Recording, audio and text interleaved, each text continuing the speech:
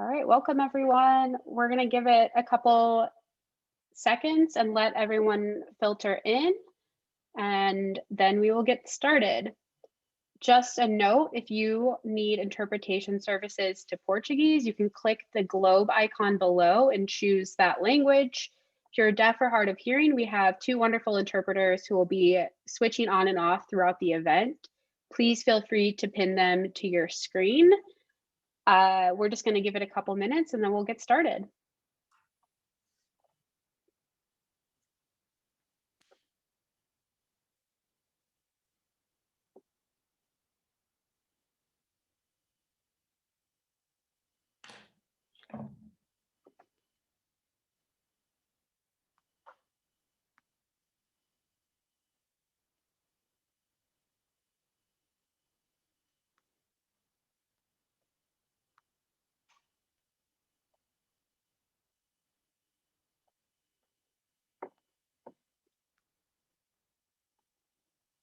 All right, it's 10 o'clock, so I'm going to kick us off.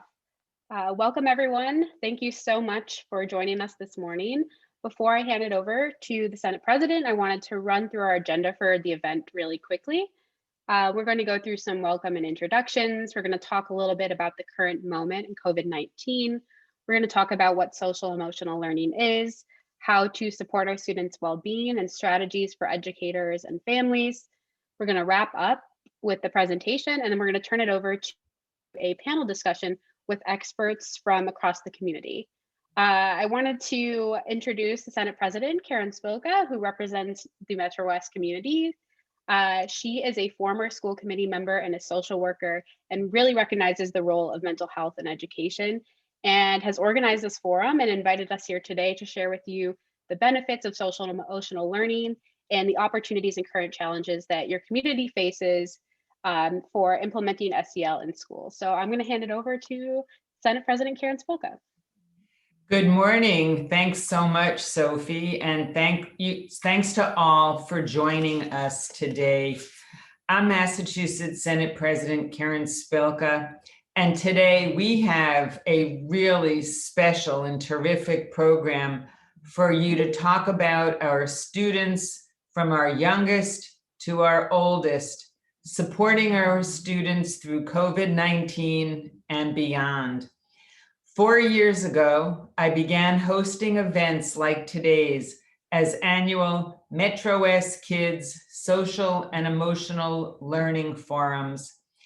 Each and every year, I really look forward to these events because they are filled with so much information that we can all use.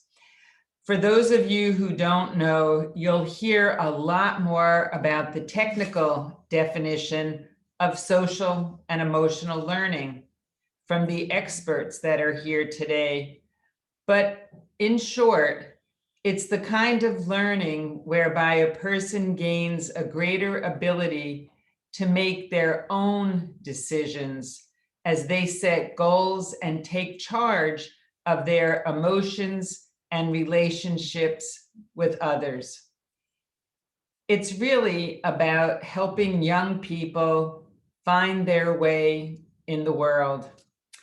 So I started these forums because I felt that young people's social emotional learning should be a strong part of a wider response to an unmet need in our community. That is the need for more understanding of the role mental and behavioral health plays in all of our lives, and the need for quality care and quality support. As a former social worker, the need for these supports across Massachusetts is simply staggering. It's also personal to me. Growing up, I knew how much the lack of support for mental illness affected not only my father, who suffered from it, but my entire family, all 4 kids and my mother. As a kid, I learned to, because I had to, compartmentalize school from home life. which was tough at times. Trauma at an early age literally changes how your brain works. Consequences are long-lasting. I really do not think I'd be in this position that I am if it were not for the sense of stability that I got from school and the opportunity that a few teachers and a caring guidance counselor gave me to develop socially and emotionally. While this kind of situation may not apply to everyone, the need for mental and behavioral health affects all of us, not only across the Commonwealth, but our country. Our mental health and our young people's mental health was a pressing need before the pandemic. As we all know, for many young people, this past year has been the hardest of their lives.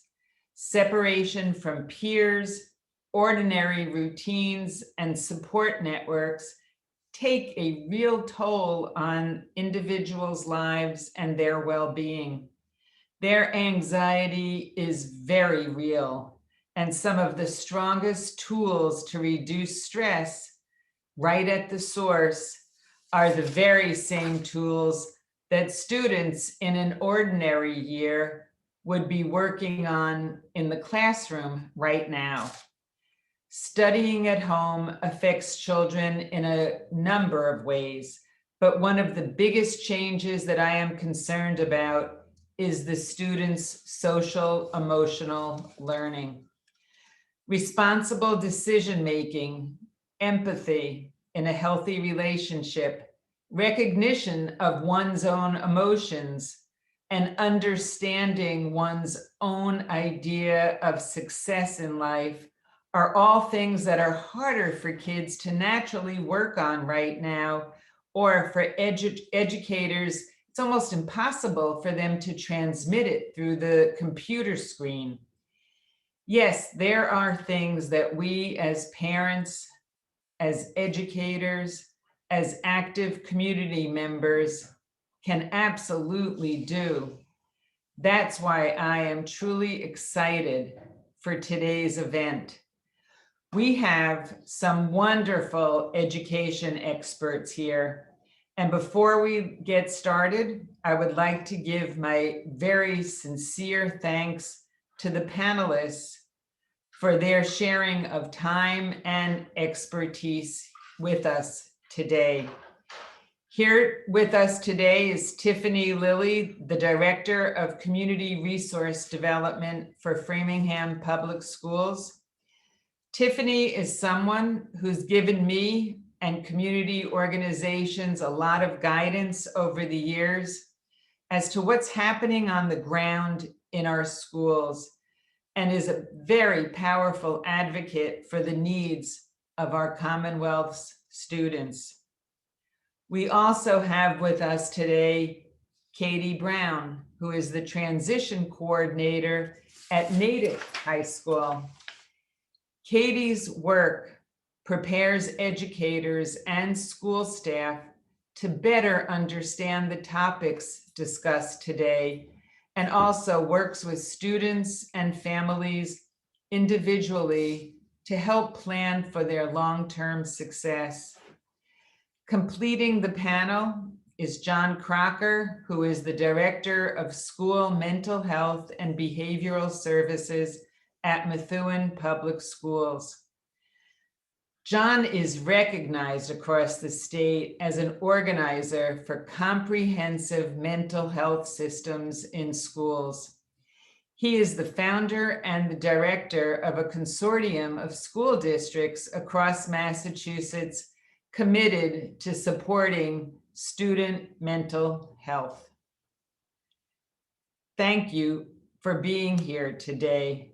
I do want to also acknowledge and thank our interpreters here. Great work. You also are behind the scenes, but greatly appreciated.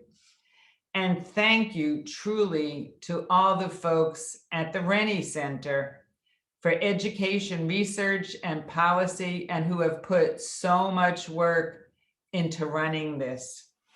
The moderator on today's panel, Annalise Eaton, is the Rennie Center's research director. She's worked with school districts across the country to help them both understand the latest research and implement the findings right in the classrooms. But last and definitely not least, also here from the Rennie Center is Sophie Zamarripa, who's worked with classrooms in a hands-on way to better use social and emotional learning. So thanks to all of you. I really, really appreciate it. I hope all of you get a lot out of the next hour and a half.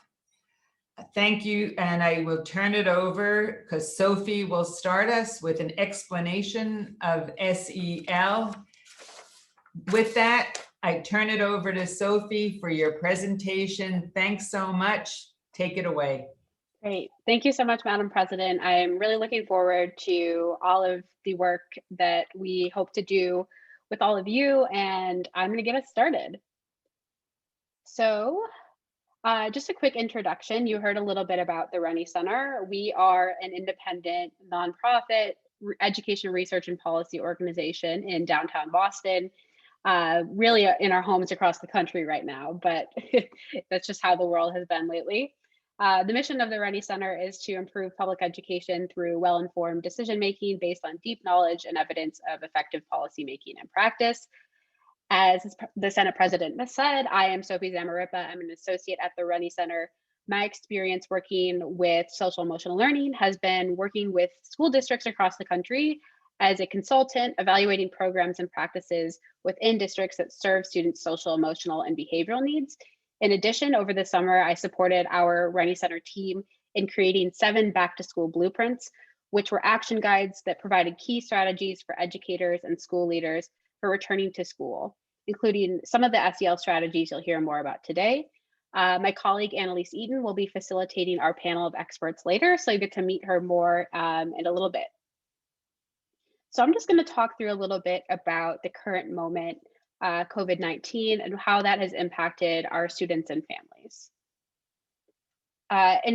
in a few different ways. So COVID-19 has really brought about collective and individual trauma among students and families, has disrupted our daily routines, and has led to academic learning loss. To get us started, I'm going to just provide a little bit of a definition of what trauma means and what it looks like. So we know that because of the pandemic, the entire world has felt an effect of trauma for students, families, educators, communities, and more. In particular, COVID-19 has added to the deep layers of trauma and oppression felt among marginalized communities, making it essential for schools to apply an equity lens alongside trauma-sensitive and healing-centered practices. For instance, children of color experience racial trauma from acts of racism and discrimination that occur in their schools and communities, and have been disproportionately impacted by the COVID-19 crisis. As we've unfortunately seen recently, Asians and Asian Americans have faced increased discrimination and prejudice in schools and in the community. And in Massachusetts, across the nation as well, Black and Latinx residents have experienced significantly higher rates of COVID-19 infection than white residents. So when we're implementing trauma-sensitive practices, educators must recognize the differentiated impact of trauma on communities, families, and students of color. So what does trauma look like? How does trauma show itself in our students in particular? Trauma can show itself in a few different ways. The first is academic difficulty. Children who have experienced trauma may experience difficulty with memory, organizational skills, and verbal skills, as well as behavioral changes. So children who have experienced trauma may exhibit internalizing symptoms such as withdrawal, as well as externalizing symptoms such as aggression. And then finally, children who have experienced trauma may have difficulty trusting adults and peers, and they often lack appropriate social skills, making it difficult for them to form positive relationships, which are really vital for their success in school. In addition to trauma, we've experienced disrupted routines. Because COVID-19 has caused such a widespread disruption to our daily lives, whether we're at work, at home, at school, families have been forced to adjust to long-term changes in their daily schedules. These changes can mean a loss of skills gained during schooling or out of school time, and they can lead to increased anxiety, depression, and behavioral needs, not only among students, but as well their families as well. And then finally, one of the key things that we want to provide to you is information about the academic learning loss that COVID-19 has created. The COVID slide is what we are trying to call it, which is really a continuation of the term for the summer slide, which refers to when students are out of school for an extended period of time, either over the summer or through other ways, and they lose some of the learning that they gained over the previous year. However, we want to make sure that this is understood in terms of the discrepancies and disparities that are felt among different student groups. While white students enter the school year with 1 to 3 months of learning loss in math, students of color lost 3 to 5 months. And those trends are expected to continue through the end of this school year, when students will, on average, be expected to lose almost 5 to 9 months in math. We see that this quote from a McKinsey and Company study said that while all students are suffering, those who came into the pandemic with the fewest academic opportunities are on track to exit with the greatest learning loss. So we really understand that a growing number of educational leaders and commentators across the country are arguing that schools should really be focusing on addressing the learning loss that students are likely suffering since they've been closed last spring due to the pandemic. Some of the policies that could be put in place include extended summer school, year-round learning, grade retention, intensive online and in-person tutoring, and boot camps that allow students to concentrate on making up lost ground and mastering basic skills. However, the reason that we're here today is that we understand the importance that social emotional learning plays in allowing students to feel comfortable and ready to learn. A wide body of research shows that the single best thing schools can do to help young people persevere through the COVID-19 pandemic is to build and strengthen relationships with and among them. Social emotional learning is so important at this time because if students aren't feeling safe and supported, they can't accomplish their academic goals. We are talking about SEL today and trauma-informed practice because we need to address this first among our students before we can address the learning loss. So I'm going to talk a little bit about what social emotional learning actually is and how social emotional learning can positively impact students who have experienced trauma, like the trauma faced during COVID-19. Social emotional learning is the process through which all young people and adults acquire and apply the knowledge, skills, and attitudes to do a number of things, to develop healthy identities, manage emotions, achieve personal goals, feel and show empathy for others, establish and maintain supportive relationships, and make responsible and caring decisions. This definition comes from the Collaborative for Academic, Social, and Emotional Learning, otherwise known as CASEL, and the Senate President has worked with CASEL to provide information about social emotional learning to her constituents. We at the Rennie Center like to differentiate and build off a definition created by folks and researchers at CASEL to talk about transformative SEL. Transformative SEL is a better way to articulate the potential that social emotional learning has to mitigate educational, social, and economic inequities stemming from interrelated legacies of cultural, racialized oppression in the United States and globally. For social emotional learning to adequately serve those from underserved communities and promote development outcomes for children, youth, and adults, it really needs to cultivate in them the knowledge, attitudes, and skills required for critical examination and collaborative action to address root causes of inequity. Transformative SEL is a process where students and teachers build strong and respectful relationships founded on appreciation of similarities and differences, and learn to critically examine root causes of inequity, develop collaborative solutions to community and social problems. Transformative SEL is really rooted in the notion of justice-oriented citizenship and brings to the table issues of culture, identity, agency, belonging, and engagement, explored as relevant expressions of the 5 core SEL competencies. So it really builds on this previous definition that I showed you before by pulling together this idea of the collective as a way to think about how we can solve the inequities in our society. And it takes into account the socio-political context for children and adults. So why does transformative social emotional learning matter right now? Why are we talking about this to you? So transformative SEL really gets at the root of the causes of the inequities that we talked about earlier, thinking through trauma, thinking through the disrupted routines, thinking through the academic learning loss and how we can set our students and teachers and families up for success. So transformative SEL can support youth who have experienced trauma in multiple ways. We know that children returned to school this year grappling with the emotional impact of the global pandemic and nationwide confrontation with persistent racism. In addition to a disrupted daily routine and a long period of isolation from classmates, many students have experienced widespread suffering in their community that includes joblessness, housing instability, illness, and economic insecurity. And in this time, as in others, the collective harm has disproportionately impacted low-income communities and communities of color. In transformative SEL, we're really trying to move away from action items or theories that still place the quote unquote blame on the student or on the individual. And we need to be careful to understand what the aim of the strategies are on the slide that defined social emotional learning are. Therefore, in order to address social emotional learning in a transformative way, we need to understand a few things. We need to promote student self-awareness, which includes understanding one's emotions, personal and social identities, goals, and values. We need to help students with self-management, which requires skills and attitudes that facilitate the ability to regulate emotions and behaviors.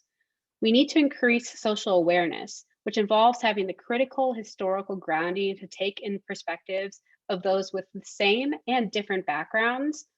We need to cultivate relationship skills that includes interpersonal sensibilities and facility needed to establish and maintain healthy and rewarding relationships. And finally, we need to instill a responsible decision-making power that requires the cultivation of knowledge, skills, and attitudes to allow students to make caring, constructive choices about personal and group behavior and social interactions. This is the way that transformative SEL can help support our students as they respond to the ongoing trauma and situation of the pandemic, to allow them to have voice, agency, and ability to understand what's going on in the world around them and how they can impact that. So now I'm going to provide some strategies that we've written about before at the Rennie Center through extensive research on how to support students' well-being and how we can do these through strategies for schools, communities, and families. So an overview of the strategies that I'll provide for you today are to build a sense of belonging, to support student voice and agency, to develop meaningful family partnerships, and some strategies to allow you to do social emotional learning at home. These thematic strategies, again, have been featured in many of our back to school blueprints and remain salient in multiple focus areas. Keep in mind that these strategies are specified for educators and school leaders in the beginning, and then through the final section are for families. Schools and communities should continuously learn from success and failures and stay in collaboration with each other to identify more strategies that can be successful to support social emotional learning. So let's get started. In order to build a sense of belonging and think about that through the lens of remote learning, we need to require a dedication to building strong relationships between educators, students, and maintaining meaningful peer relationships. While students have been learning remotely, it can be a lot harder for them to engage in relationship building since they lack the shared spaces where they can practice certain social, emotional, and conflict resolution skills. Relationships are vital to fostering a sense of belonging, and a school community includes many different types of relationships. So student to teacher, peer to peer, teacher to family, school leader to teacher, and so on. Educators can use the following strategies to strengthen these various connections and create opportunities for meaningful interaction. Routines and rituals. Transferring normal classroom routines and rituals can be a useful strategy to offer consistency and build trust and confidence within a remote learning environment. This can include anything from morning circles, weekly themes, and periodic check-ins. Mentorship programs can be established to provide opportunities for students to interact with both peers and adults to strengthen their academic skills and form positive relationships. Through a mentorship program, adults can serve as a trusted resource for students. In addition, peer mentoring is a great way to strengthen peer-to-peer relationships across the school. Finally, affirm student identity. Providing the space for students to explore and affirm their identities through literature, classroom projects, and storytelling can instill community and a healthy sense of self among all students. Educators can help set students on a positive course by infusing social emotional practices into daily instruction to ensure students feel safe, secure, and ready to learn. The next strategy is to support student voice and agency. We know that in school systems, adults typically act as the powerful gatekeepers to learning. But what happens when we share that power? When students' idea and knowledge, opinions, and experiences are incorporated into education and are actively sought out and substantiated by educators, administrators, and other adults, educators can catalyze meaningful student involvement. The school community is strengthened when students are able to play an active role in shaping their learning environment. And some of the strategies to do so are to provide opportunities for students to impact their community. So empowering students to critique and dismantle any inequities they face in their communities, in particular for older students, things like capstone projects and other remote friendly activities can cultivate activism, social justice mindsets, and a positive connection with diverse communities. Provide voice and choice in the classroom. Co-constructing rules and norms for remote learning, offering student-led video conferences, and incorporating student input into remote curriculum can really foster a sense of safety and collaborative control among students. And finally, provide voice and choice at the school level. Administrators and educators can work with students to identify and recommend school climate improvement strategies, collaborate on decision-making processes, and establish inclusive bodies for students to incorporate themselves into things like student government. For all of you parents out there, you can reflect on some of the following key strategies to know if your child is having experiences at school that support their voice and agency. So think about this. Does your child's school invite family and student feedback on the remote learning process? This may include providing formal leadership roles on school-based committees or regularly hosting family forums to gather input on student progress. Does your child's teacher offer multiple types of instruction, including both live and self-directed instruction, and use multiple strategies to keep students engaged, such as opportunities for discussion, interactive games or activities, visual media, and content related to students' individual interests? Our next strategy is to develop meaningful family partnerships. As families suddenly face the need to educate their children at home amid a global health crisis, they were likely to encounter challenges with this transition.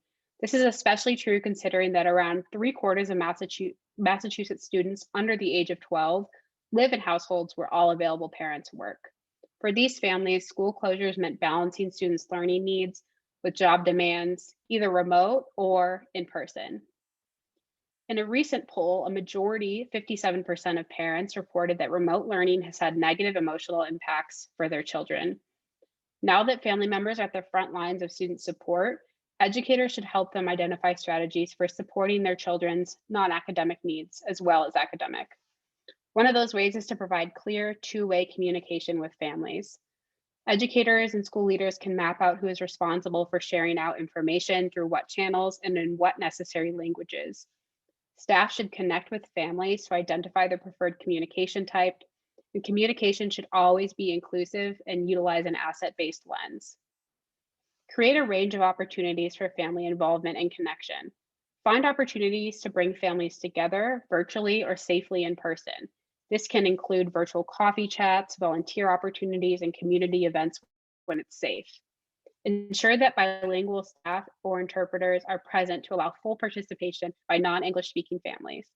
And finally, which we'll talk about in just a second, give families the tools to incorporate SEL at home. Provide tips and techniques to families on how to incorporate SEL at home, including information on self-care, routines, expression and naming of emotions, and active listening. If you're looking for ways to see if your school has focused on developing meaningful family partnerships, try asking yourself these questions. Does my child's school provide information through multiple channels and invite me to communicate with them in multiple ways? Does my child's school set up opportunities for me to connect with other families, such as through learning management systems, social media, or parent groups, so we can get to know each other and share successful strategies for supporting learning at home? Does my child's school share how to access school-based supports, such as school counselors, and community-based supports, such as outside service providers, for any social, emotional, or mental health challenges my child faces? And finally, does my child's school share tips about how to structure learning time and set expectations? We have put together at the Rennie Center a family guide for remote learning, available currently in both English and Spanish on our website, and I will share that information for you a little bit later. So now we're going to talk a little bit about SEL at home, but rather than hearing from me, I'm going to turn it over to this video for a couple minutes and you'll be able to hear that for yourself. But I actually think that I need to very quickly screen share with my sound. So give me 1 second.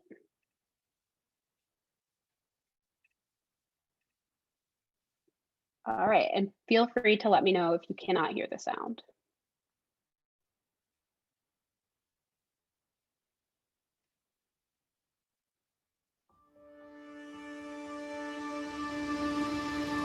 As parents, we know that there is more to raising a child than teaching reading, writing, history, and math. Raising a child means that schools and parents must work together to create safe and supportive environments while helping children to understand themselves, understand others, and make responsible decisions.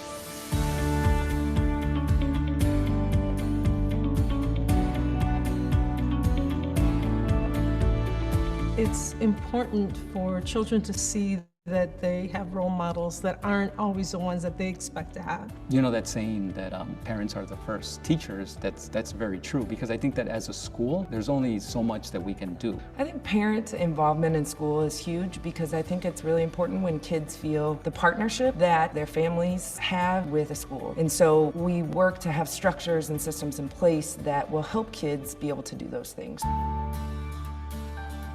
Social and emotional learning, or SEL, is how children and adults understand and manage their emotions, set and achieve positive goals, feel and show empathy for others, establish and maintain positive relationships, and make responsible decisions. When adults are modeling SEL for students, whether it's parents or teachers or staff members, they're really building relationships with one another, which ultimately impacts how they work with one another as adults. I think it's really, really important for them to be self-aware. I think being able to identify their emotions and deal with them, it's sometimes really important to be able to stop and reflect. We're intellectual, emotional creatures. To learn the skills necessary, one has to have both a healthy internal life and external life. And so being self-aware of that is really critical. First of all, we have to learn how to manage our stress ourselves. How to deal with stress. In today's society where everything just seems to go 90 miles an hour, you have to just take a time out yourself. I mean, it's important to be shown to him that there's different ways to deal with stressful situations. Teach them how to deal with emotions. Like, did we give them the skills to be able to handle conflict or resolve conflict? When kids are able to process their own feelings, acknowledge what's going on with others around them, not only for others, but for oneself, right? Forgiveness and what led to this? How might I do this differently? They have to have a sense of empathy. They have to have respect for other people, other cultures. I want him to learn how to interact with other kids, how to play, how to cooperate, how to do things together, also have fun.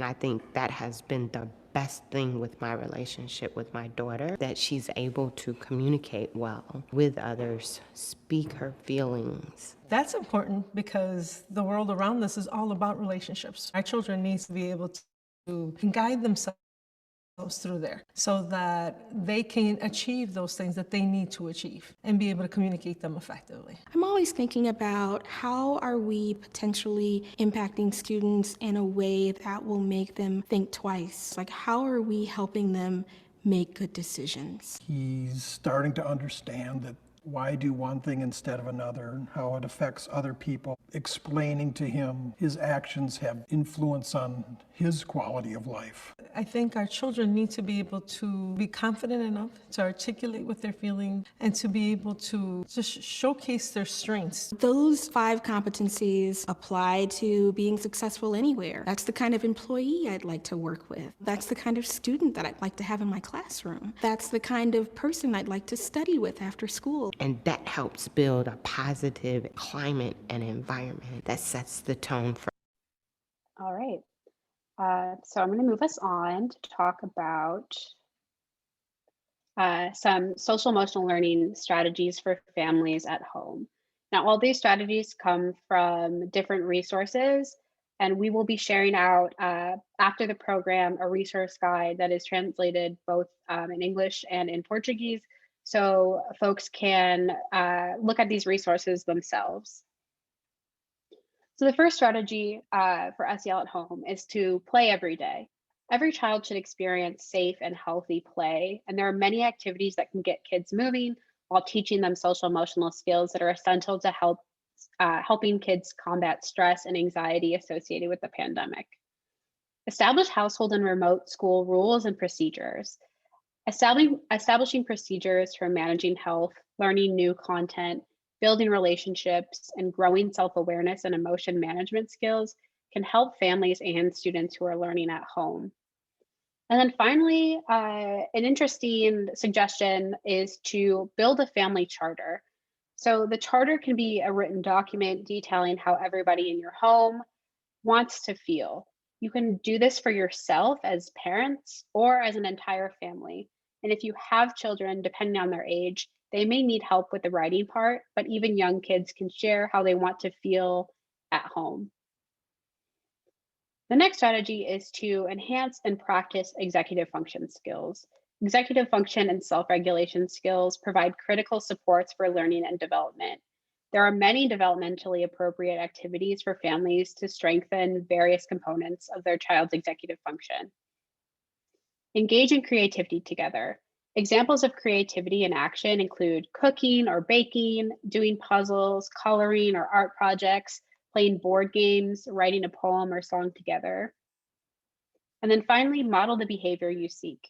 Children mirror what they see their family doing, including the behaviors and relationships between family members.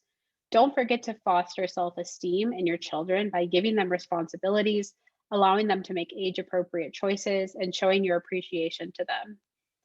In particular, in our resource guide, we have many links to different places that allow for more detailed information about the specific activities that are listed on these slides.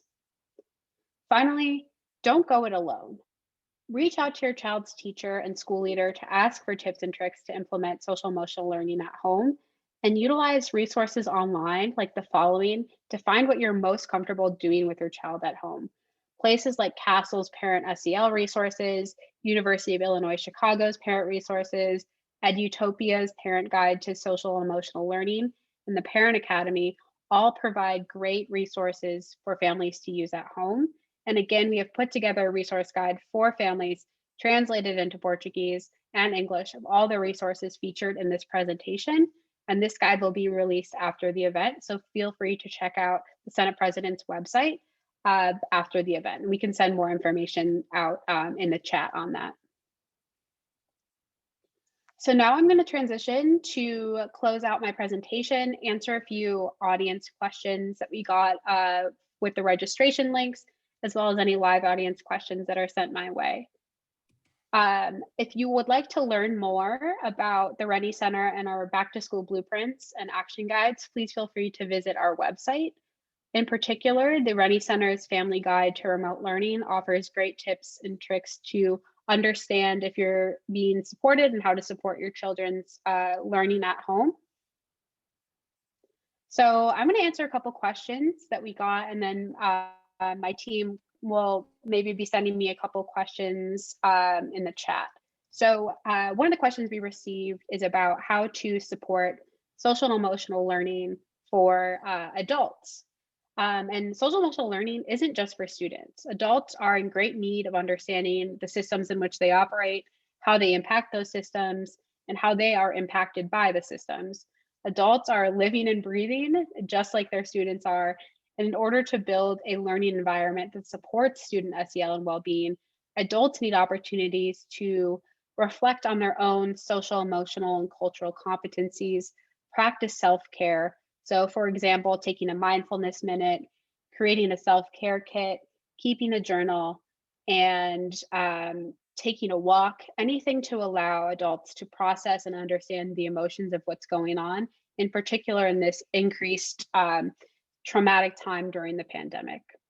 One of the other things that we received was about the impact of trauma and the pandemic on communities of color. Culturally responsive practices and teachers that reflect the student body are really key to allow our students and families to understand the impact that their identity, that race has on students, on families. And so it's really important to understand the increased discrimination of students of color and their families during this time, and connect students and reach out to families in ways in which they'll understand. So if families don't have access to internet, think through how you're going to reach out to families and support them in this time, and allow for constant communication and check-ins to really see and ask families what supports they need. Another question we received is a question on how to have a healthy transition to in-person school. So again, at the Rennie Center, we have released 7 action guides over the summer for educators and school leaders to help support them as they return to school. And in these, you can find resources on topics like helping students heal from trauma, rebuilding community, accessing grade level content, re-engaging students, and more. And these topics don't just apply over the summer into the fall, they apply throughout the school year as well. So I'm seeing some questions in the chat from my team. I know, Annalise, I saw you hop on. Is there anything that I should be addressing right now? Yeah, so we've gotten a lot of fantastic questions. So thank you to all of you who have submitted some questions for Sophie. And we will get through as many as we can. Know that some of the questions you've asked are actually going to be answered by our panel. So if we're holding off on them right now, that is why. One question we got, Sophie, is during your presentation, you spoke to asset-based communication, and we have an audience member just wondering if you could talk a little bit more about what does asset-based communication look like? Absolutely. So in order to kind of define asset-based, we need to think of the other hand, which is deficit-based. So what really proponents of at the Rennie Center and throughout schools is to utilize positive affirmational communication that doesn't put blame on or talk negatively about a student situation, but instead asks, how can we help? How can we support you? What sort of structures and systems are in place at home, at school, that aren't allowing the students to succeed, rather than saying, why is your student not doing this? Why are they not doing their homework? Why are they not showing up to school? What's wrong with them? It's really turning that communication into something positive and asking how the school and teachers can support students and support families to allow them to have a healthy, comfortable experience at school. Fantastic. Yeah. And really appreciate that, Sophie. Another question we got in the chat is really relates to what you were talking about with transformative SEL, and sort of how transformative SEL in a lot of ways kind of flips traditional SEL on its head by recognizing some of the issues that have been part of traditional SEL. So we have someone asking, how are we teaching SEL or teaching families about SEL in a way that's explicitly anti-racist and doesn't kind of bring in that white supremacy culture that can be so damaging in this type of instruction? Yeah, I think that's a great question. And I think it's very relevant right now in the wake of the pandemic and of increased understanding of racial inequities. And one of the things that kind of plays along with this asset base is really thinking about how do we expand on the traditional social emotional learning competencies, which put a lot of ownership on the individual, on the student themselves to regulate their own behavior, to understand their own identity and make good decisions, and really think about the environment that surrounds them and how we can collectively come together to support students. We've all heard the saying, it takes a village to raise a child. And in this case, it really does take a village. And transformative social emotional learning really makes sure that we're all thinking about as a collective, how do we come together to understand each other's identities and experiences and support children and understand what they need based on their experience, based on their home situation, based on how they are at school, to really think about how we can support them rather than how they can do everything for themselves. Because we know that our relationships are so important, and building those strong relationships at school allows a student to feel more comfortable and to thrive in education and really achieve the success that they define for themselves. All right. I don't want to take up too much more time, and we're getting close to be able to switch to the panel. Are there any final questions, Annalise, that you have seen from the audience that I can answer right now? No, I think a number of the questions that have come in, we're actually going to direct towards our panelists. So thank you so much, Sophie, for your presentation. And now it is my enormous pleasure to introduce the panelists that we have with us today. Senate President Spilka, up at the top of our conversation this morning, gave you a bit about your background and their bios. And I'll also note that in our program for today, their full bios are listed just so you can see the enormous scope of our three panelists' accomplishments. But we're just so grateful to have these community leaders with us today who can really talk to what does effective social emotional learning instruction and trauma-informed practice look like in our schools and our communities. So as a quick reminder, we have three panelists with us this morning. We have Katie Brown, who's the transition coordinator at Natick High School, John Crocker, who's the director of school mental health and behavioral services at Methuen Public Schools, and Tiffany Lilly, who's the director of the Office of Community Resource Development at Framingham Public Schools. So I want to give a warm welcome to each of our three panelists this morning and ask that each of you join us on video at this point.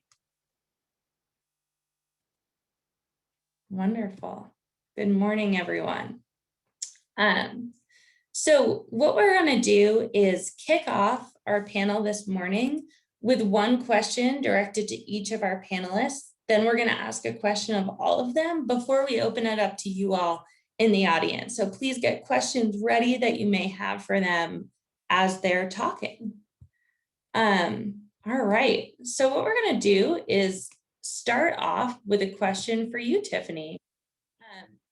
And what we'd love to hear is, in your holistic approach to serving students both inside and outside of the school day, how do you balance academic programming alongside social and emotional supports? Thank you, Annalise. So our department oversees all the out-of-school time programming for the district beyond the school bell, as we like to refer to it. And I think it's a lot of the pieces that Sophie touched on in her presentation. I really think for us, it's starting at the ground level of relationship building and just making sure that it's not transactional and that it's really rooted in a strength-based approach. That's the biggest piece around the work that we're moving as a district towards anti-racism and health and wellness, social emotional learning, is to really take a moment to say, what's our intention versus what's our impact? And I think that it's critical to kind of having the whole school day, right? Because even though our department lives beyond the bell, it's a full day approach, and we have, a true privilege being part of the school district to make sure that there's alignment, and not only between our programs, but alignment with community partners. So when I talk about relationship building, I mean it on every level. So with students, with parents, with partners, with stakeholders, and that piece makes it multi-pronged. And I think that that's where we really need to be going, because with SEL practices and all of those things, it's easy to say, hey, how can you adjust to fit our norms, right? And I think this has to be in response to COVID, a true moment of introspection and saying, this is not about us asking everyone else to catch up or everyone else to get on our page. It's about what do we need to change within our own practices to meet people where they're at and to meet our families and our students where they're at. And I think it's hard, right? It's hard on a daily basis to say, I'm going to keep adapting and I'm going to keep changing. And our team has a joke that the word of the year is like pivot. And that's real. And I don't think that's going to go away. I think we really have to keep responding to that. And so definitely starting with relationship building on all fronts. And, from our school day staff, what we saw last fall when our teachers were remote and our community partners, as well as our department was running remote learning centers, was that communication more than ever before with school day teachers. Hey, you have this in your Google Classroom, I'm supporting a student, and it has to be granular. I think we have to be willing to be super detailed and go deep. I think it's sometimes easier to have a lot of higher level conversations and with partners, and that always is helpful for, all of our structures, but we have to have everyone in on the conversation of what's the next step to go in programming and support students and families at every level. And so yeah, I think for us, it's just an integrated approach, making sure that it's not transactional and that we're checking in, right? That was a big thing for us during remote learning centers and even now planning summer programs. Our whole team is being very cautious to not say, summer school is going to fix everything, because it's not. And if students struggle with academics all year long, we have to make sure that our programs are considering their emotional needs, their needs for friendship, and their needs for play, and really integrating those in programs that are responsive. And that it's not a Band-Aid. If we're really trying to address the needs of students, we're trying to do it on a systemic level, and listening to them first, in my opinion, is really where we're going to see that growth. That's phenomenal. Thank you so much, Tiffany. Thank you. It just strikes me that, in the research world, we talk about how the effectiveness of social emotional learning really comes in when it's systemic. And so much of this work lives with adults. And I think your answer there of just the reflection and the pieces that adults take on in order to create, what we're looking for, really ultimately impacting students, just really fantastic to hear. So thank you. All right, well, I'm going to shift over to a question that we have for Katie. So Katie, in some of our past work at the Rennie Center, we've highlighted your profile of a graduate work, which articulates the core elements that high school graduates should understand and develop. So we'd love to hear a bit more about how do competencies like executive function, self-awareness, responsible decision-making, and relationship skills factor into that profile of a graduate?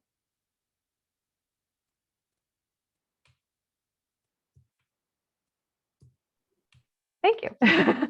That's a great question. I think when we developed the profile of the graduate a few years ago, boy, we had a really long list as a group of colleagues coming together and thinking about the skills we wanted our students to graduate with.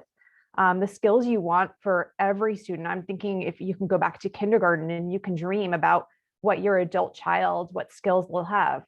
We had a really long list.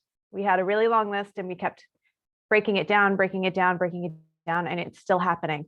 But we really focused on being a lifelong learner, responsible decision-making, and a citizen leader as being the three kind of core areas to focus on. Lifelong learner, that encompasses all the tenets of somebody who has knowledge and curiosity about what they're able to learn, right? All the things you would expect of a student. So nothing in that list was really unusual.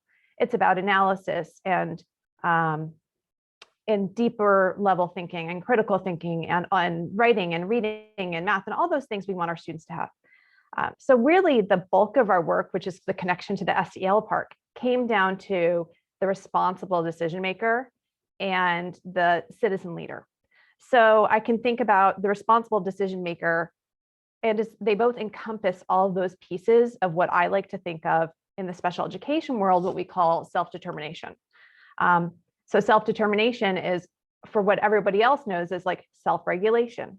It encompasses executive functioning skills, but it kind of takes it to the next level. So something we focused on is creating this framework so that it becomes a systemic change. So how do you, it's not enough to give teachers one more thing to do without the reason, right? We want our teachers to be impassioned by SEL. We want them to see the difference it will make long-term, not today, not on that test, not on that quiz, but the forever change it could have at a student. So we wanted to create a framework and a common language so that we could make this gradual systemic change. And it has to be gradual. It has to be with every person you're hiring. These are maybe the questions you're now asking about how they see embedding this into their learning. But it also comes back to how we're empowering students. And I really think about responsible decision-making. How are we enabling students to be what I like to call the causal agents in their own lives? And here in Natick, we've done a really great job of thinking through that lens. And this year in particular, that's been really challenging. But how do we take students to have them have that self-awareness? How do we help them investigate themselves, be able to, have communication with others that's respectful and full of empathy? How do we have them accept feedback and constructive criticism and move past it and make a change for themselves? All of those things really need to be explicitly taught. It doesn't mean you're having a class devoted to it either, by the way. It means that it's happening in science class, it's happening in math class, it's happening in physical education and wellness, it's happening in Spanish, it's happening everywhere. But the teacher and the staff has the lens of, okay, today I'm going to teach this lesson. And oh, by the way, the other benefit is I'm making the student responsible for their learning. A big part of my job, which is probably my favorite job, is working with students and families to help figure out what's coming next. And one of the questions I always ask students is about their self-awareness. And it's interesting to me that a student who, if I say, do you think you're self-aware? The student who generally says, oh yeah, I'm really aware. When I dig deeper and use some of my tools of self-awareness, that student is often not self-aware. It's actually the student who says, I'm not so sure I'm self-aware. What do you mean by that? That's the student who actually is self-aware because they're already curious about themselves. They've already opened up their mind that they might not know something or that there's new information out there. So all of these things play into SEL, right? So I think about how you take feedback from others and how this person who we're developing this, with families, we're part of that partnership of graduates, people going out into the adult world, feeling confident, feeling motivated, feeling like they're the causal agent. We interviewed 300 local area employers about what they thought were the most important skills for the employees. And they said their priorities were demonstrating personal integrity, honesty, and ethical behavior, right? So these are all the same things we're talking about. There's other research out there from Google that says actually it's empathy and conversation taking. So how are we working on those things right now is really challenging when we have an experience of students not being in the building all the time. I think that COVID has kind of shown a spotlight on the areas that we are really good at, right? Project-based learning, giving kids more decision-making because they're at home, actually making them put into power their executive functioning skills, because we were doing a lot of those things for them before. It's also shown a spotlight on the students who are really struggling. And they were making it through last year because we were holding their hand in the building every day. So I do think there's some lessons to be learned from this time in this past 300 and how many days, 67, 68, about what we need to do better in the future and how we really help the kids who are struggling right now. I can see already my numbers raising, especially for our seniors who thought they knew what they wanted for next year, and suddenly they are panicked. And their families are panicked. The world is different than we thought it would be a year and a half ago. And how do we help those families and hold their hands? As a district, we're really focused on that. But again, I think it's a systemic change. Absolutely. Yeah. Thank you so much, Katie. And I think, so much of what you just talked about draws back to where Sophie was speaking of empowerment and what that is, and this shift towards this transformative notion of self. So really appreciate just hearing about that great work you're doing. So now a question for John, and I think this is one we get quite a lot. You've championed really comprehensive school mental health practices in Methuen. Really, the district has become a real leader in this field. And folks would love to know some simple strategies that you would recommend for educators and parents who are just starting out with these types of supports. Yeah, for sure. Thank you so much. I think I'm going to talk a little bit broadly first, about comprehensive school mental health systems and what is that? Really, we're talking about services and supports for all students. Not every student is going to require therapeutic supports, but every single student needs help navigating their social environment, accessing support services, understanding how to resolve conflict, understanding how to ultimately navigate their world in an effective way, and manage stress. So I think that we're talking about supports for everyone and more intensive supports for some of our students. The first thing I'll say about, what do we need to do now? How do we need to orient to the growing needs of our kids? We have to invest. We have to invest time and energy and funding into evidence-based therapeutic care in schools, into social emotional learning being explicitly taught.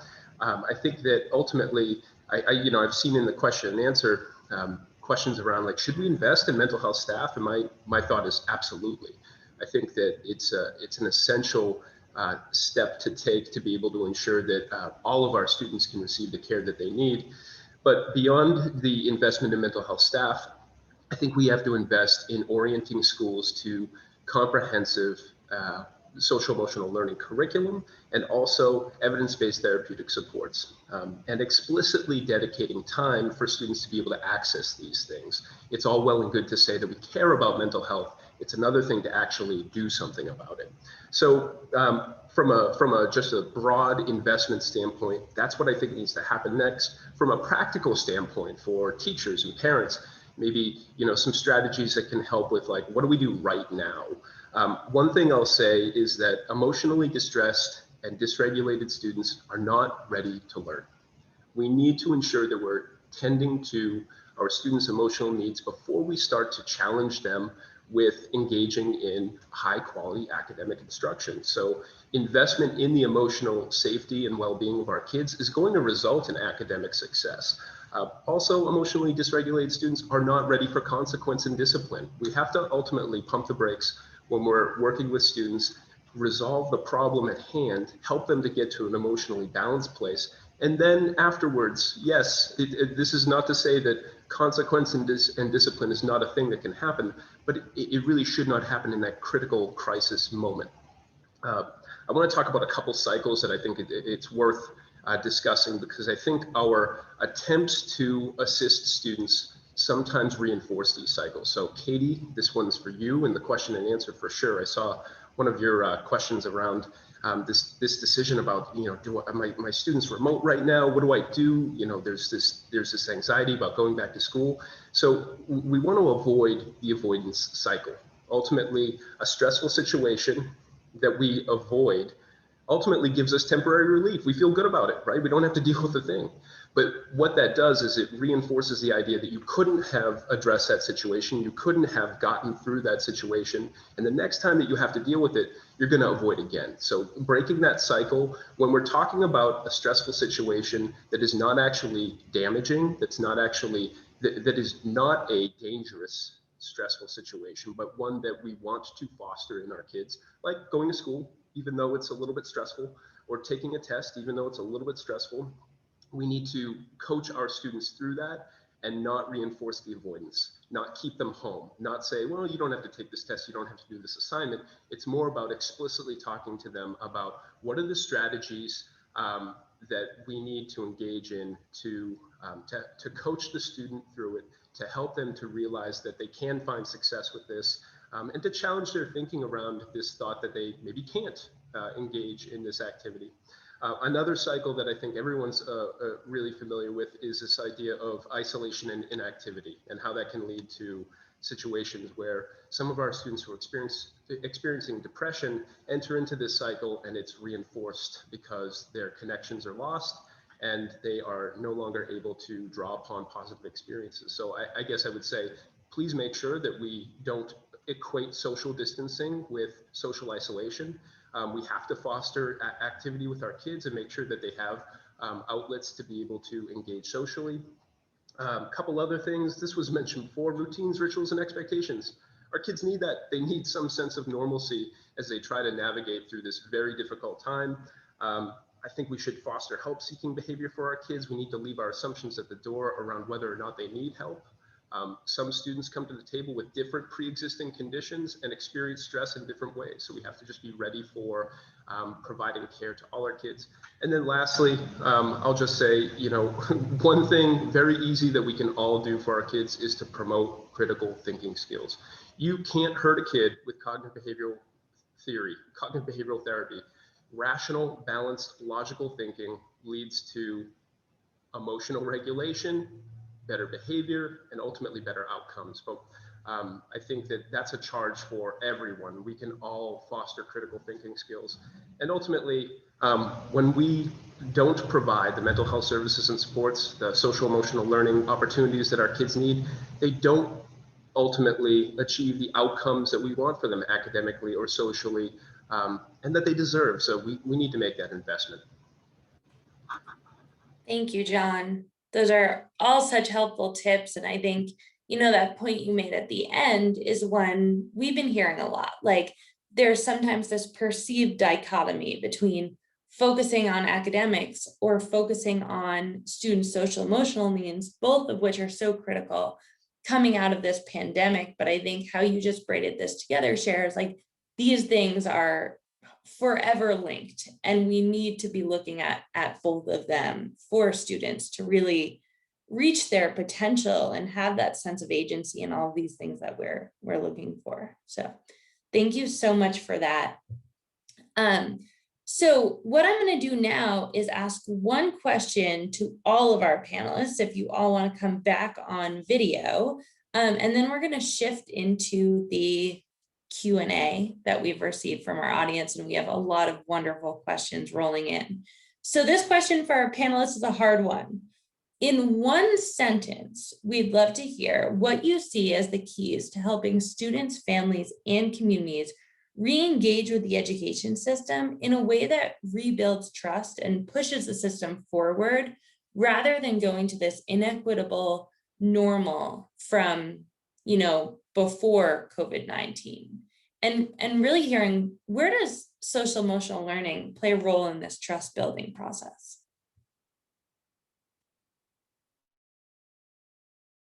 I'll gladly go first. Hard to do in one sentence, Annalise. Maybe impossible. If you have to use a few sentences, okay. I think that's okay. I think we have to balance offering our students and families grace with accountability. And I think it goes exactly off what John was saying. We've asked our families and students and staff to be so flexible, but there's a point that you can flex someone till they break. And we need to acknowledge that. We need to acknowledge, and it's not like the parade of, oh, it's been hard. Yeah, but we need to acknowledge it on a really personal level with individual students and with individual families, how hard this has been, and make a plan, right? An actual plan of how to re-engage with trust. You can't just say you want it to happen and make a wish. It's not going to work. So an actual plan using all of our staff, supporting everybody, not just one more demand. But I think we need to have a plan of how we build this trust again. And it's going to take a while, no doubt. Thank you, Katie. I'll jump in. I guess I'll try to keep it to one sentence, but I like to talk. So I think that ultimately we need to foster emotional, physical, and academic safety as students return. We need to foster their emotional safety such that they are feeling like they can seek out help and that their emotions are validated. We need to make sure that they're safe from a health standpoint and a physical standpoint so that they want to come to school. And ultimately, we need to be very generous with our flexibility around their academic readiness right now, and make it okay to make mistakes from an academic standpoint, and know that that's not going to be something that goes unnoticed or unmet in terms of our response in a supportive way. I couldn't agree more with Katie and John, and I think the element that I would add to both of those is all staff, from policymakers to just administrators to teachers, really have to think through this work through an anti-racism lens. I think that, you know, the SEL is the plate. I would say anti-racism is the placemat, the table, the, you know, all of the things. I think we cannot ignore the systemic oppression that school departments and school districts can perpetuate, and it is all of the oppression that marginalized communities have experienced during this have only been exacerbated. And we would be remiss if we did not address at the core those pieces, and that, you know, the work of health and wellness, social emotional learning has to really live through that lens, and that we have to look at it through a strength-based approach. Really what John and Katie talked about, right? Like, it's not about having everyone, the students change for us or the parents change. It's how are we reflecting on our practices to shift. Wonderful. Yeah. And I think, you know, what you all just shared just goes back to the core of the presentation that Sophie shared with us, that this shift towards this transformative notion of SEL, we talked about it, or as Tiffany was just sharing, this anti-racist SEL is so core to the work of schools in this moment. And we've got some more questions that kind of relate to this piece. So what we're going to do now is we're going to open it up to questions that we've been getting from the audience. Some of these questions are ones that you all submitted when you registered for the event. Others are questions we've been getting in the Q&A, and we're going to answer as many as possible.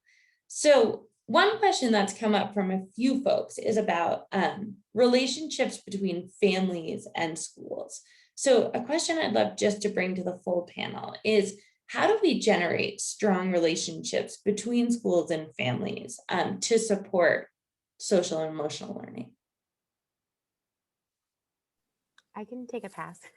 I think it's really listening to a lot of our community partners and a lot of our actual families. A lot of our partners are doing this work in our communities of the basic needs that families need, as well as some of the advanced needs. And I think that we have to be really cautious to really align with community partners during this time to make sure that our work for families is all aligned.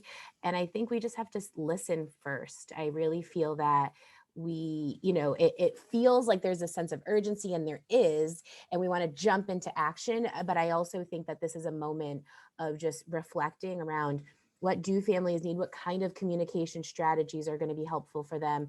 Are we listening to them?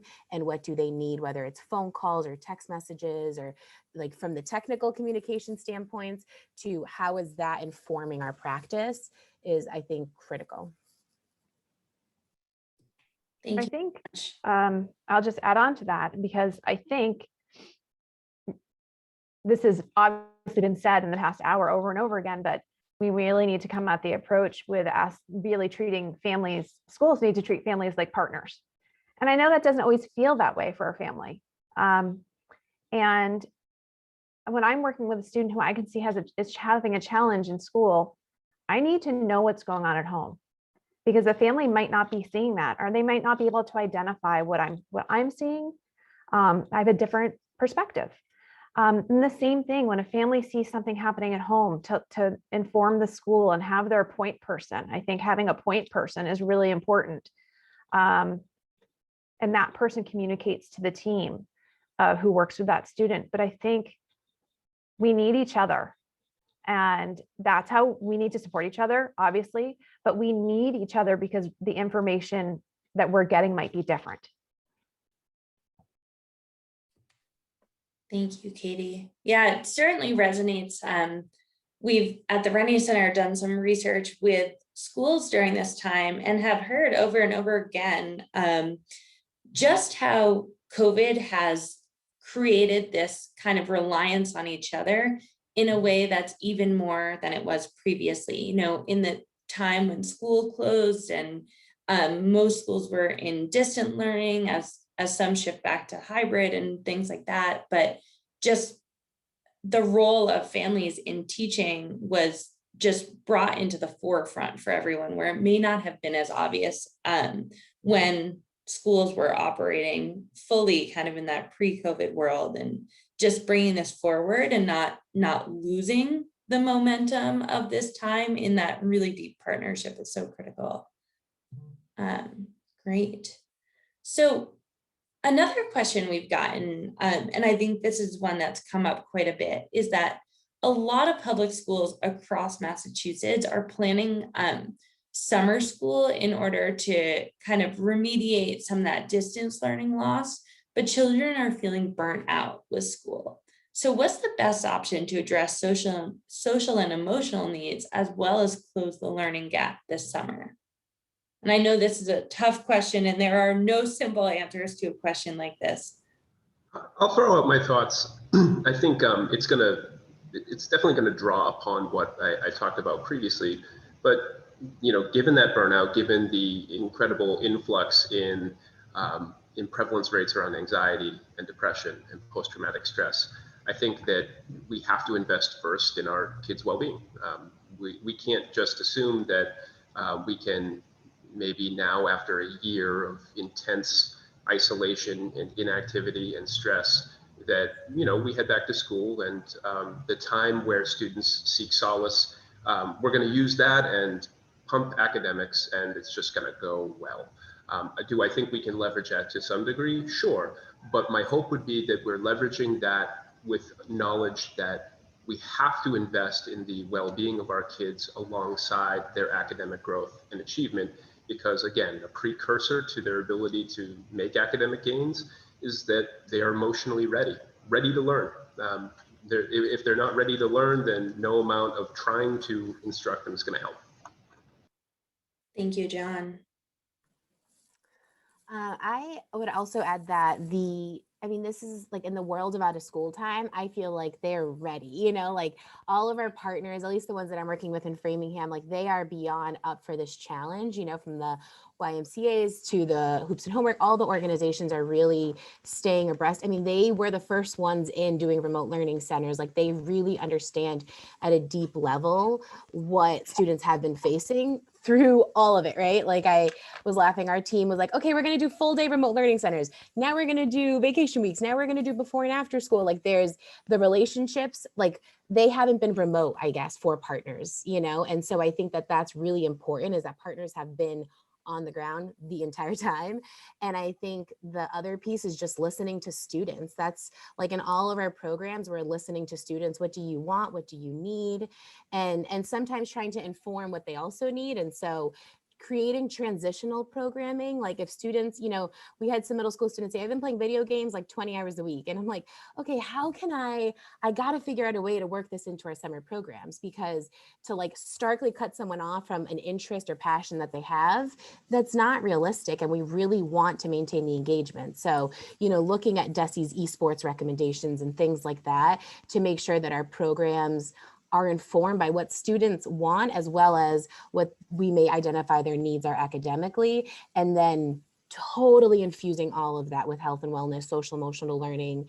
That means that we're adding to our budgets with guidance counselors and social workers, and we're working with our partners on mental health programming. Like it means everything, I think, but I really feel like our out of school time providers are ready, and they're equipped, and they're excited about this work, and not, it's not going to be, at least I think confidently in Framingham, it's not going to be just come bring your books and you're going to be in front of a teacher for 6 hours a day learning.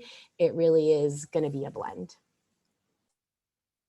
I would add to what both Tiffany and John said, that something that actually keeps me up at night is because I see it in the adults that, in my world, not just teachers, but friends. How do we socially engage? We're social beings, and we haven't been allowed to be for a year now. And for a lot of students, they need that explicit instruction of how to be social again, how to work in a group, how to take turns in conversation, how to show somebody you're listening to them.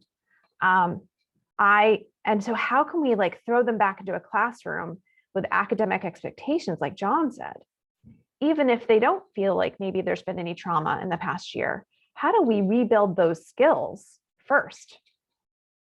I think that's the highest priority, is because if you don't have those, if you can't socially adapt to being in a school building all day, then the rest is really out the window. It's not going to happen.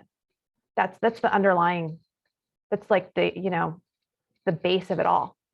So I would say for summer programming, maybe yes, embedding some academics as necessary, but really that should not be the goal. Thanks, Katie. And it certainly resonates, I think, what both of you just shared with research we know within the school space, that when time is taken at the beginning of the school year to really build relationships with students and make sure they feel welcome and safe and comfortable in their schools, we really see wonderful things happen academically with that deliberate sort of non-academic seeming investment up front. So I think that certainly resonates there. Another question we got is, during COVID-19, we know that mental health needs and trauma has escalated. Do you all feel that we need more training and additional staff to support mental health? And if you could advocate for any new roles to address mental health concerns or additions to already established roles, what would that look like? I think, Tiffany, you alluded to this for sure in your last response. Yeah, I think we have been talking about that at the district level, and for us, our superintendent is also, a huge advocate and really spearheading a lot of our work around health and wellness and social emotional learning. And this year, we're going to be adding wraparound coordinator positions managed through our Office of Equity and Community Development. And that work is really around, we have social emotional coaches, we have guidance counselors and social workers, and they're able to do a lot of the work in the building, but a lot of the needs that we're seeing are outside of the building. And we are coordinating food distribution and toiletries and all of these things. And that is what we're seeing as the need. And so we're really excited about these wraparound coordinators that are, it's a model that's evidence-based in other districts. And that is one of the strategies that we're responding to the pandemic with, and trying to really have folks that are doing some of the non-traditional work that you don't always get to do when you're part of the school day. Absolutely. John, were you going to jump in there?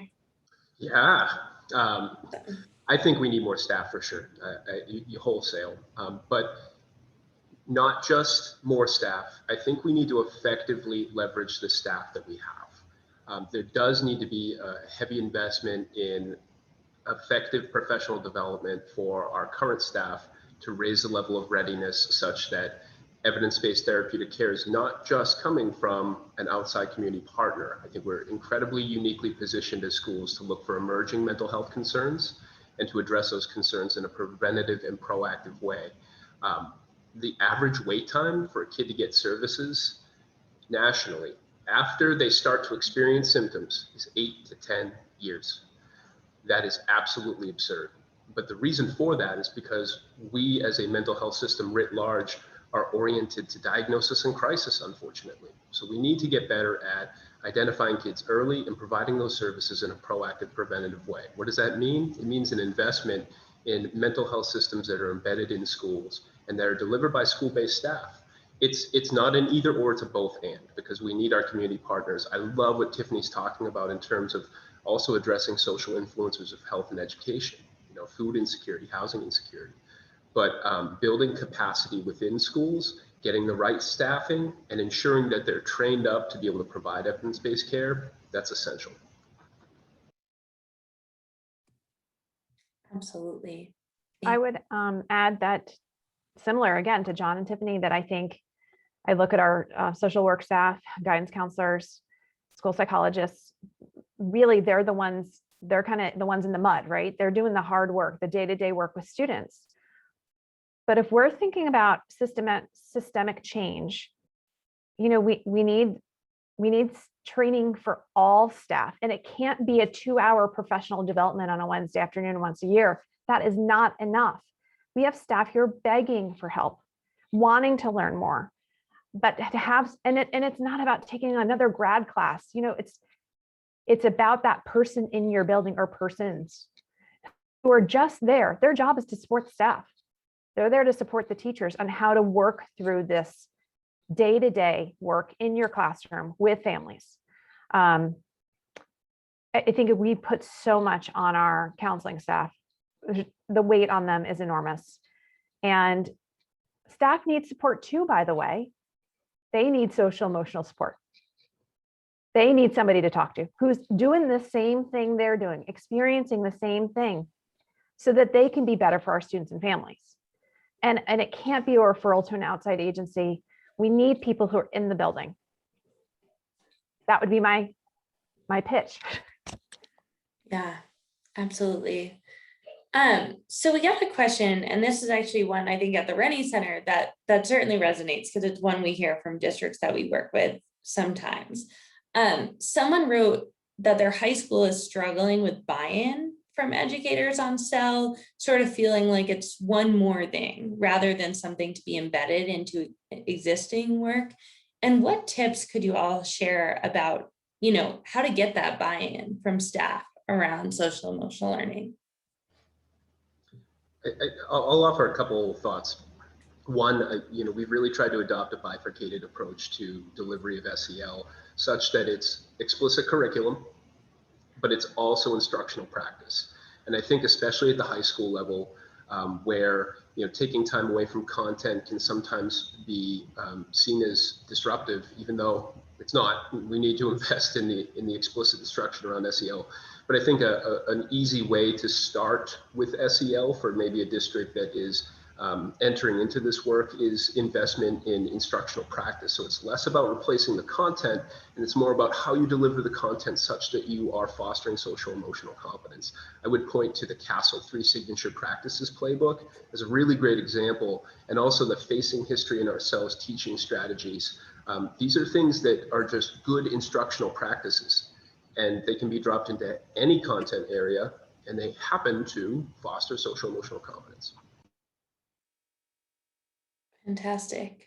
Thank you. Can I add one thing? I also think just a really big moment and opportunity for youth leadership and youth voice to be at the core of this. And I think especially at the high school level, like I know speaking from our high school perspective, we have so many clubs that are engaged in this work, really leveraging students to, take on the conversation and pilot initiatives. And I think a lot of the success of this work is happening in pockets and then kind of scaling. And I think that we really, this is an opportunity to engage youth voice in the process. Absolutely. Thank you, Tiffany, for sharing that. Thank you, John. It reminds me of some amazing work I've heard of recently with the, grade 8 civic standards that came out a few years ago, where youth are leading these civic action projects, and how that is such a clear example of how SEL comes into really this youth-led work that is also directly tied to academic gains and academic standards. So thank you. So another great question we got: what resources or networks exist that you all know of for piloting and incubating new programs for youth, especially at a time when high school administrators and teachers are feeling overwhelmed? Not just high school administrators, really. I would argue all educators are certainly feeling that right now.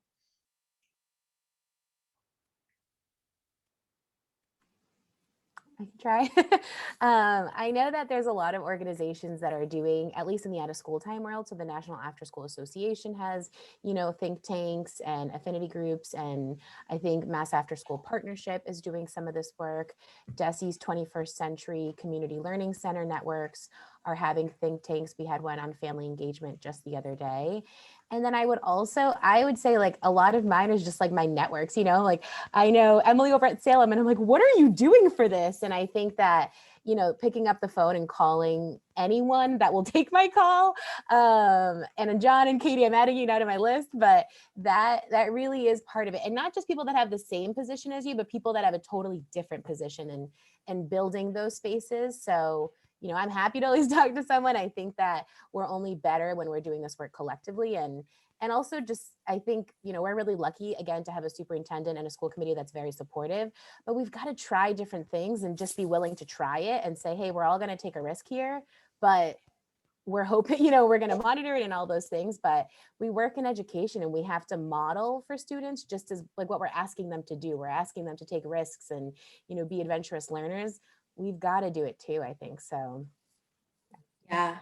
I mean, that piece about shared learning and, work across districts is just so powerful, because we hear all the time about phenomenal things happening and we're like, wow, everyone should know about this, but really like fostering those connections, not just within your community, but across communities is a really fantastic example.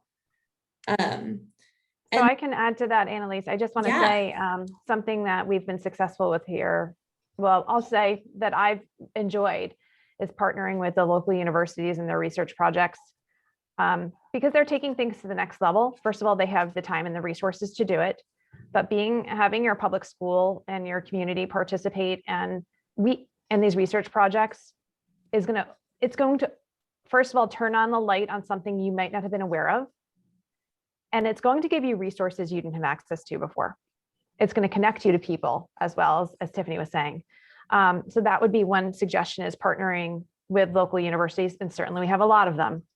Another thing would be through DESE. Later this year, I'm doing 2 DESE presentations on different topics, one similar to this, one on self-determination. And it's actually for the DESE staff, because they want to know more. Because if they know more, then they can support our schools more. They know what questions to ask. They know when they're walking through the building, what they should be looking for. So I think we can think high up. We can think high.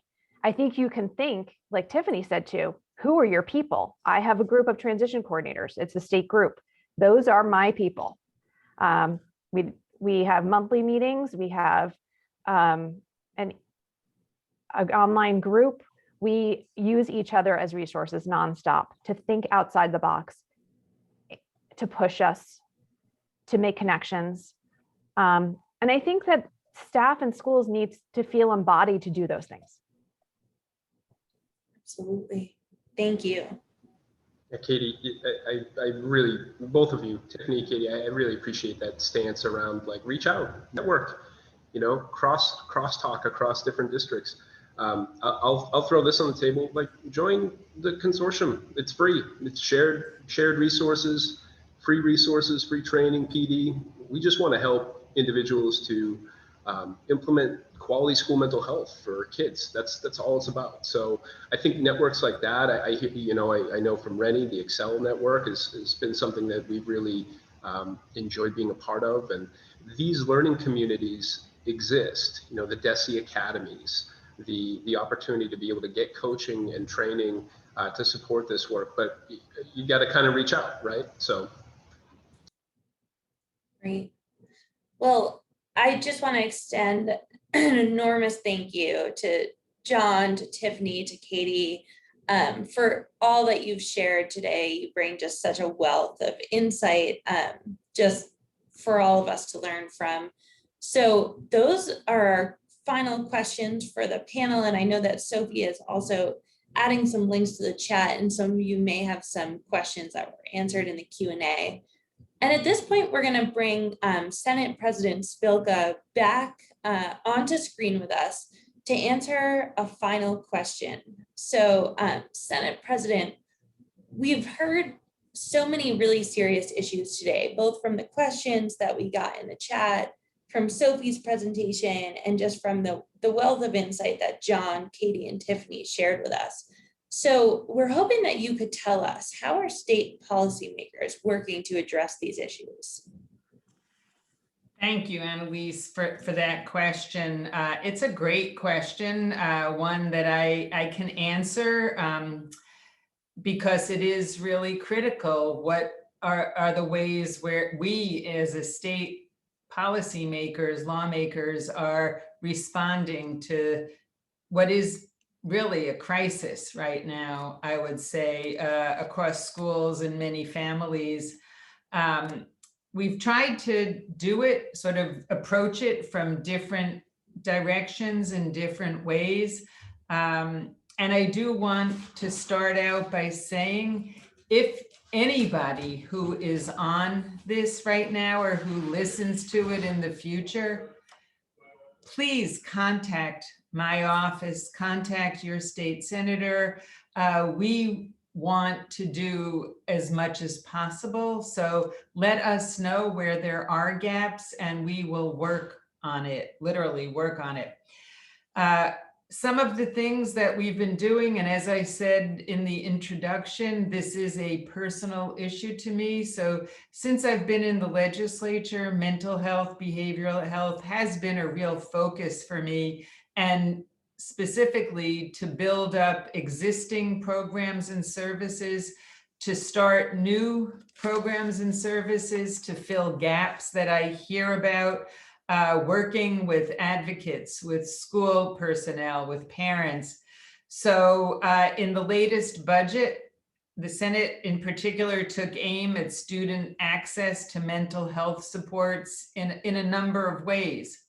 First, we designated $3.5 million for a new program to improve a student's ability to access telebehavioral mental health services, mostly during school. We know that while students are studying remotely, they have to have every opportunity to engage with school counselors or other social and emotional support persons. I actually proposed this before the pandemic, but since the pandemic, the acute need of these services have really come out so full and so strongly for our students' well-being.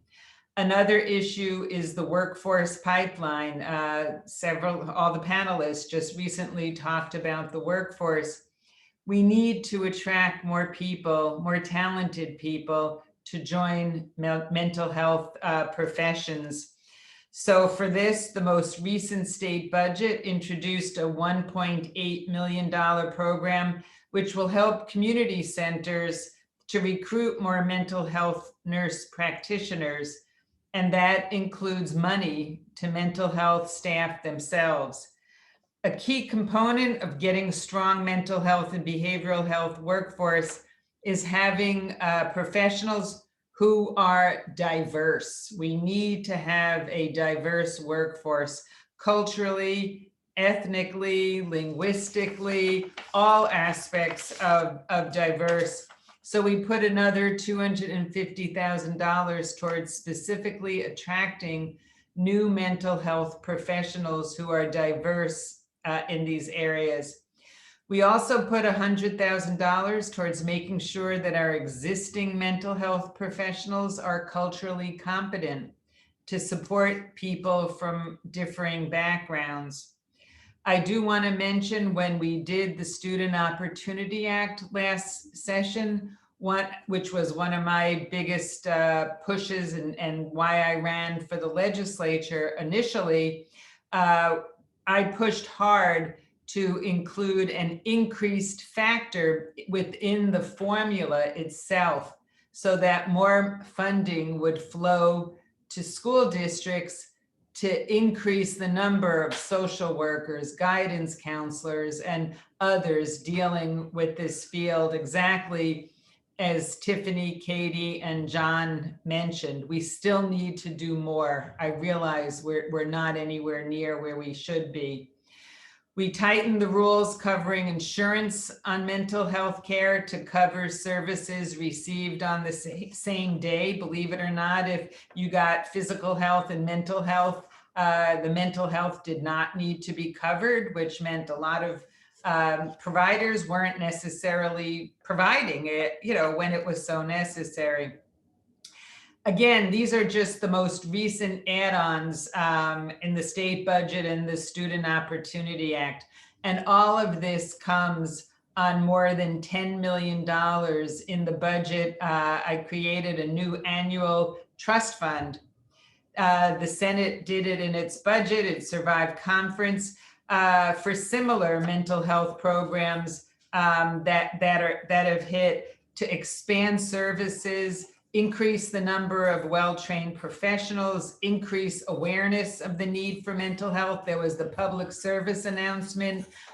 There's more to the story that we funded through this, particularly trying to relate to our young adolescents, our young adults, our emerging adults, that so often parents or school personnel would say, "How you doing?" And their response, "Okay," or "Fine."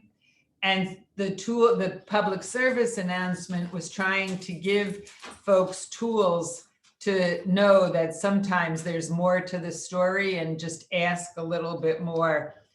And some of it is to increase technology to underserved groups, for students studying remotely.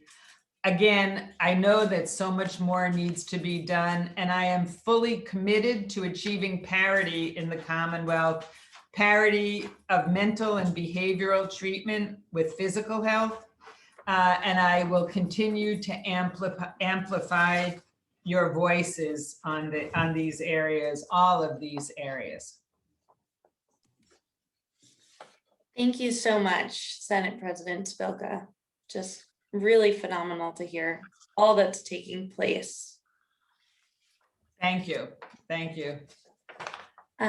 Well, at this point, we have concluded our formal presentation, but we did just want to send a huge thank you to our translators, Afrenio and Linda, as well as our interpreters, Kaylee and Veronica.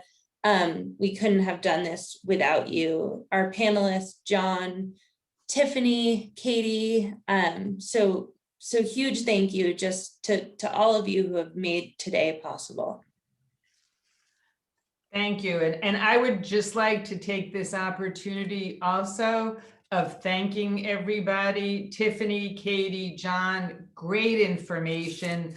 A lot of concrete tips on how parents could help, teachers, school personnel, how we could help each other. I particularly like the ideas of being positive. We all need to be positive, and the specific tip, instead of putting blame or saying to a kid, "Why are you doing that?" If they're playing a lot of video games or whatever, and they need to be doing something else, of saying, "How can I help you do X?" I mean, that is such a concrete, tangible, and more positive way to go about doing it. And I appreciate the staffing comments, and I will take that certainly to heart. But I also want to thank the folks from the Rennie Center, Sophie for your presentation, Annalise for moderating that panel. All of you shared such great insight into the state of mental health in our Commonwealth and what we can do as active parents, educators, and community members. I'm sure we'll be in touch and working together in some capacity in the future. And I thank you for what you all do in your community. I know it hasn't been easy for all of you as well. So from the bottom of our heart, thank you. The problems that our young people are up against can really seem daunting. Even in a more ordinary time than now, it's daunting. Their mental health matters. It's as simple as that. Their mental health matters. Mental health is not just one of the many competing priorities that we can address. In my view, mental and behavioral health and well-being are fundamental, deeply fundamental to all aspects and activities of our individual lives and profoundly reflected in our society. Becoming healthier isn't just good for ourselves, which it definitely is, but it's also good for the world that we live in. What I love about Transformative Cell is that one adult can make a difference in a child's life. Just think of that, one adult, that's huge. That really is huge. In order to make that difference in someone's life, that adult needs to connect with the child, have an understanding, basic at least understanding of social and emotional learning, and some critical resources. So I'm sure all of you here today came to this event because of a young person or young people that you know and desired to help them in this trying time. So you have a connection. Our expert panelists and our friends from the Rennie Center have generously shared their knowledge on transformative social and emotional learning and gave us a higher definition view of how to apply it to our own relationships. So you have something now of an understanding of SEL.